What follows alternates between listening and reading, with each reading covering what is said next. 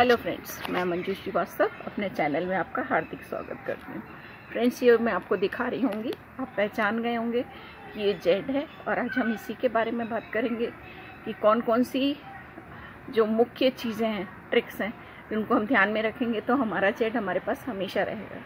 ये बहुत popular plant है और बिगनर्स के लिए तो बेस्ट है, जो न्यू गार्डनर्स हैं उनके लिए बेस्ट है ये प्लांट, क्योंकि इसमें कुछ नहीं करना पड़ता, खास इसकी एक दो चीज़ों को ही ध्यान रखना है आपको। और ये आपके पास सालों साल रहता है, लगाने में बड़ा आसान है, किसी भी छोटी से छोटी कटिंग इसकी बड़ी आसानी से लग जाती है। और ये जो मैं आपको प्लांट दिखा रही हूँ, ये मेरा करीब समझिए आप 2-2.5 साल पुराना प्लांट है। आप देखिए काफ़ी मोटा इसका तना है और ये काफ़ी लंबा लटक रहा है नीचे तक, देखिए दूर से दिखाते हैं, है ना, खूब घना घना। बेसिकली तो ये सकुलेंट प्लांट है, क्योंकि इसकी पत्तियाँ आप देख रहे हैं काफ़ी थिक हैं, जिसमें इनका फूड एंड वाटर स्टोर्ड रहता है, तो हमें इसमें इनके फूड और वाटर का बहुत ध्यान रखना है, ठीक है ना। और ये देखिए इसकी जो होती है ये ऊपर से नीचे लटकता है, तो इस चक्कर में इसलिए इसको ये बेस्ट रहता है हैंगिंग बास्केट के लिए, या ऐसी जगह पे कोई ऊंचाई पे रखें, जैसे ये नंबर पिलर है इसके ऊपर रखा हुआ है तो नीचे इसकी लटक रही हैं ब्रांचेस, या कोई आप पिलर रख दें, या कोई मटका रख लें, या घड़ा रख लें, या कोई और ऊंची दीवार की मुडेर हो उस पर रखेंगे तो इसकी ऊपर से ये ट्रेल्स लटकती हुई बहुत अच्छी लगती हैं। सजाने के लिए छोटे छोटे पॉट्स में ये बड़ी आसानी से लग जाता है, जैसे मग्स हैं, ग्लास हैं या कुल्हड़ वगैरह में बहुत आसानी से लगता है और बहुत अच्छा चलता भी रहता है। मैं अभी आपको दिखाती हूँ और इसका पूरा आपको बताऊँगी, इसकी सॉइल कैसे बनती है, इसमें क्या क्या बीमारियाँ होती हैं, इसकी पत्तियाँ झड़ने का क्या रीज़न होता है और हमें उनका क्या ध्यान रखना चाहिए। तो आइए देखते हैं। ये देखिए, ये वाले जो मैंने लगा रखे हैं ये कटिंग से ही लगाए थे, ये 1-1 साल पुराने हैं और ये टेक अवे के डब्बों में लगाए हुए हैं, है ना। ये सजावट के लिए बहुत अच्छे रहते हैं, छोटे से उठा के कहीं भी झट से रख दो। तो फ्रेंड्स, सबसे पहले बात करते हैं कि इनकी सॉइल कैसा होना चाहिए, क्योंकि सॉइल किसी भी प्लांट में एक बहुत ही महत्वपूर्ण हिस्सा होती है। अगर सॉइल ठीक बनी है, परफेक्ट बनी है, तो प्लांट आपका बहुत अच्छा चलता रहेगा। ये आपको मैंने पहले ही बताया कि ये सकुलेंट वैरायटी का प्लांट है, तो अच्छा रहे या तो आप कैक्टस वाली सॉइल बना लें या well drain soil, very well drain soil, पानी इसमें रुके ना, जिसमें आपने पानी डाला और पानी निकल गया फ़ौरन, खड़ा ना रहे पानी उसमें। तो वेल ड्रेन सॉइल जो मैंने बनाई हुई है, वेल ड्रेन सॉइल ही बनाई है, तो इसमें करीब आप 40% तक इसमें आप सैंड ले सकते हैं, 30% और बाकी 30% इसमें गार्डन सॉइल ले लीजिए और 30% इसमें कंपोस्ट ले लिए। कंपोस्ट के अलावा आप कुछ भी ले सकते हैं, वर्मी कंपोस्ट या पत्तियों की खाद या आपके किचन वेस्ट की बनी हुई खाद, वो भी ले सकते हैं। साथ में उसमें डालिए आप थोड़ा सा बोन मील, थोड़ा सा फंजीसाइड और थोड़ी सी नीम खली। नीम खली और फंजीसाइड डालना इसलिए ज़रूरी है क्योंकि आपने नया नया पौधा लगा रहे हैं, हो सकता है कहीं कुछ कमी रह जाए तो प्लांट पे फंगस अटैक ना हो, क्योंकि इन पे जो सबसे ज़्यादा अटैक होता है वो फंगस अटैक ही होता है, जिसके कारण इनकी रूट रॉट हो जाती है और पत्तियां झड़ने लगती हैं, ठीक है। तो ये तो रही मिट्टी की बात। नेक्स्ट बात इसकी है कि लोकेशन, इसको कहाँ रहें। ये है तो सकुलेंट, है ना, जो हमारी इंडियन क्लाइमेट में जैसे कि बाकी सकुलेंट्स होती हैं वो विंटर्स में ज़्यादा अच्छी ग्रो करती हैं, लेकिन ये जो प्लांट है ये विंटर्स में स्लो ग्रो करता है, लेकिन समर्स में बहुत अच्छा, स्प्रिंग के बाद गर्मियों में बहुत अच्छा ग्रो करता है ना। तो इसको आप ऐसी जगह रखिए जहाँ पे कि इसे फुल डे की सनलाइट मिले गर्मियों में, ठीक है। और सर्दियों में इसको ये ज़्यादा ठंडक और ज़्यादा फ्रॉस्ट वगैरह बर्दाश्त नहीं कर सकता, ओस वोस वहाँ गिरे तो वहाँ ये सर्वाइव करना इसका ज़रा मुश्किल हो जाता है। तो किसी दीवार के सहारे रख सकते हैं आप विंटर्स में, या आप ग्रीन नेट के नीचे भी इसको रख सकते हैं विंटर्स में, ठीक है। लेकिन धूप मिलना इसे तब भी ज़रूरी है, विंटर्स में जहाँ भी रखें धूप इसे तभी मिलती रहे, बिना धूप के ये चले। नेक्स्ट बात आती है इसकी वाटरिंग की। पानी इसमें बहुत ज़्यादा महत्वपूर्ण है। देखिए, ऐसे तो ये सकुलेंट्स है ना, सकुलेंट में पानी आपने एक बार डाल दिया तो 3-4 दिन बाद डालते हैं, लेकिन ये वाला जो सकुलेंट है इसमें आपको ये ध्यान रखना है कि टॉप लेयर ऊपर की हल्की सी सूखने लगे तो आप पानी डाल दें। मतलब जैसे अभी मई जून की जो तेज़ गर्मी होती है उसमें भी इसको डेली पानी चाहिए। बाकी मार्च अप्रैल और बाकी के महीनों में दिन में एक बार पानी इसमें ज़रूर डालें, पूरा भर के ना डालें, कम डालें लेकिन डालें ज़रूर। दूसरा, पानी डालें तो ड्रेनेज होल इसका बिल्कुल क्लियर होना चाहिए, जिससे कि आपने पानी डाला और निकल गया पानी फ़ौरन बाहर।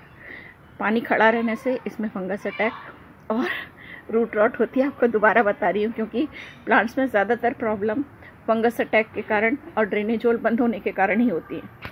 इसके नेक्स्ट आता है कि इसका फर्टिलाइज़र। तो फ्रेंड्स इसमें ज़्यादा फर्टिलाइज़र की ज़रूरत नहीं है, इतना ज़्यादा इसे फर्टिलाइज़र नहीं चाहिए।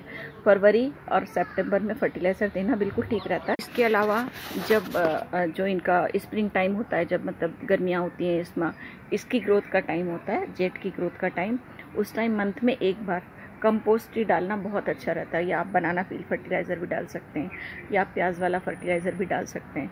इसमें लिक्विड ही डालना इसलिए अच्छा रहता है क्योंकि इसमें ज़्यादा जगह नहीं होती और ये प्लांट इस तरह से फैला हुआ होता है कि आप अंदर खुरपी वगैरह चला नहीं सकते, तो लिक्विड फर्टिलाइज़र डालना ही बेस्ट रहता है। अब नेक्स्ट बात आती है कि इसमें पेस्ट वगैरह क्या लगते हैं।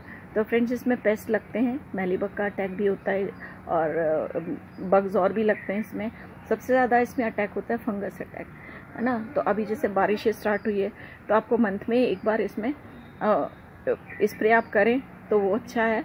साथ में लेकिन आप थोड़ा थोड़ा सूखा पाउडर 1 चम्मच या आधा चम्मच गमले के साइज़ के हिसाब से सॉइल में ज़रूर डाल दें। सॉइल में डालने से क्या है, वो रूट्स के थ्रू प्लांट के सिस्टम में पहुंच जाता है, तो फिर इसमें फंगस के अटैक होने के चांसेस कम हो जाते हैं। फंगस अटैक होता है तो आपको क्या पता चलता है, पत्तियाँ गिरने लगती हैं। प्लांट में वैसे ज़्यादातर कुछ भी प्रॉब्लम होती है ना, वो अपनी पत्तियाँ झड़ा कर ही बताता है। वो पत्तियाँ झड़ती हैं या तो ओवर वाटरिंग के कारण, अंडर वाटरिंग के कारण, या प्लांट की मिट्टी में कोई उसमें फंगस अटैक या कुछ और बीमारी लग गई हो उसके कारण। तो इसलिए आपको इसमें मंथ में एक बार मतलब वैसे बारिश के दिनों में स्पेशली इसमें पाउडर जो भी आपके पास हो, बाविस्टिन, साफ या ट्राइकोडर्मा है, जो भी आपके पास हो, उसमें आधा चम्मच या 1 चम्मच गमले के साइज़ के हिसाब से मिट्टी में बुरक दें तो बहुत अच्छा रहता है। स्प्रे करें तो ठीक है, नहीं करें तो ठीक है। अगर पत्तियां ज़्यादा झड़ रही हैं तो आपको चेक करना चाहिए सबसे पहले इसका ड्रेनेज होल कि पानी अंदर रुक तो नहीं रहा, ठीक है। दूसरी चीज़ आपको जो चेक करने की वो ये है कि आप पत्तियों के नीचे ऐसे देखिए, अगर उसमें होंगे छोटे छोटे बग्स भी लगे आपको दिख जाते हैं तो फिर आप स्प्रे ज़रूर करिए। और बग्स जल्दी नहीं जाते हैं तो आपको जैसे नीम ऑयल और डिश वॉश का मिला के आप स्प्रे करते हैं तो उसमें आपको हर 2 दिन बाद फिर से स्प्रे करना है। स्प्रे मतलब खूब अच्छा सा नहला धुला दीजिए प्लांट को स्प्रे से, ठीक है। और ये स्प्रे आपको कम से कम 5-6 बार करना पड़ेगा तभी इसके से जाएंगे। और थोड़ा सा फंगस पाउडर आप गमलों में डाल दें जब आपको इसमें बग्स दिखाई देते हैं। तो नेक्स्ट आती है इसकी कि प्रोपगेशन कैसे होती है। तो फ्रेंड्स इसकी प्रोपगेशन बहुत आसान है। आप कोई भी डाली तोड़िए इसकी और मिट्टी में बस पुश कर दीजिए, है ना। मैंने ऐसे ही करके इनकी कटिंग लगाकर ही ये बनाए थे और 1 साल में आप देख रहे हैं कितने अच्छे घने हो गए। दोनों टेक अवे के डब्बे में लगे हुए हैं। ये छोटे पॉट्स में मैं इसलिए लगाती हूँ कि उठाने रखने में बड़ी आसानी रहती है। आप कहीं भी उठा के रख दीजिए, दोनों हाथ से आप उठा के ले जा सकते हैं। बड़े गमले को रखने में थोड़ी सी दिक्कत आती है। अंदर अगर आप डेकोरेशन के लिए रख रहे हैं तो ध्यान रखिए कि इसको आप विंडो के पास रखें या डोर के पास, जहाँ से धूप मिलती रहे, क्योंकि ये धूप का पौधा अंदर चलेगा नहीं ज़्यादा। तो आप 1-2 दिन रख के उसे फिर बाहर ले आइए, ज़्यादा दिन ये अंदर चलेगा नहीं। और अभी देखिए आपको दिखाऊं, बारिश के दिन है तो देखिए इसमें आपको दिख रही हुई नीचे इसकी वाइट रूट्स आ गई हैं ना ये। तो अगर मैं इसको यहाँ से काट के लगाती हूँ तो नया प्लांट बन जाएगा, या अगर मैं इसको यहाँ से काट के लगाती हूँ तो भी बन जाएगा नया प्लांट, ठीक है। धूप इस प्लांट के लिए बहुत से ला के बाहर धूप में रख दें। तो ये प्लांट लकी भी बहुत माना जाता है ना। तो अगर आप लक के पर्पज से इसको लगा रहे हैं तो इसे कहाँ रखें, स्थान इसका रहेगा घर के अंदर घुसने वाली जगह पे राइट हैंड साइड, जहाँ से आप घर के अंदर प्रवेश करते हैं वहाँ राइट हैंड साइड इसका गमला रखेंगे तो आपको इसका अच्छा फल मिलेगा। लोगों का ऐसा मानना है, मेरा ना नहीं, मेरे प्लांट सारे बहुत अच्छे लगते हैं। आई होप मेरा वीडियो आपको पसंद आया होगा। अगर पसंद आया तो प्लीज़ इसे लाइक कीजिए, शेयर कीजिए, मेरे चैनल को सब्सक्राइब कीजिए। अगले वीडियो में इसी तरह की नई जानकारी लेकर आपसे फिर मिलती हूँ, तब तक के लिए बाय बाय।